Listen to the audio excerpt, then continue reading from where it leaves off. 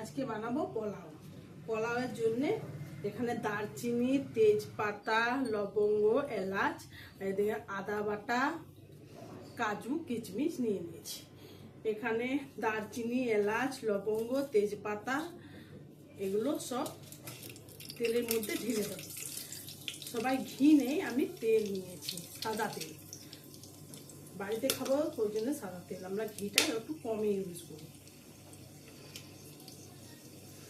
এগুলো ঢেলে দিয়েছি, এবার আদাটাকে ঢেলে দেবো। আদাটা ঢেলে দিচ্ছি যাতে আদাটা দিলে ভালো টেস্ট আসে। এগুলো একটু নাড়াচাড়া করবো।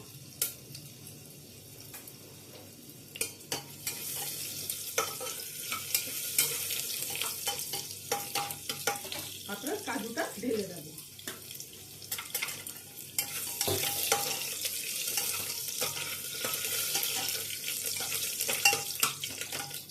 চালটাকে ঢেলে দেবো। চালটা 3 কাপ নিয়েছি।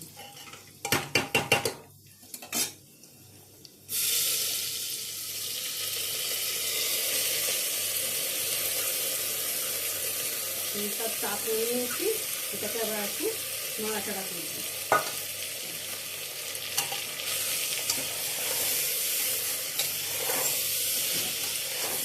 নাড়াচাড়া করে ভাজবো। একটু ভাজা ভাজা হয়েছে, 1 চামচ নুন দেব, 1 চামচ হলুদ দেব,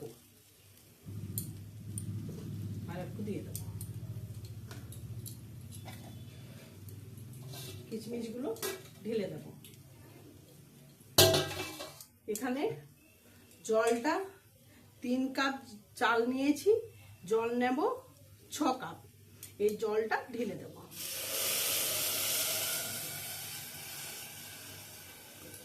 এটাকে নাড়াচাড়া করবো।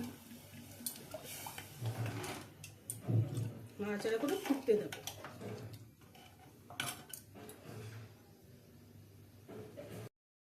জলটা ফুটে গেছে, এবার 1 কাপ চিনি দিয়ে দেবো।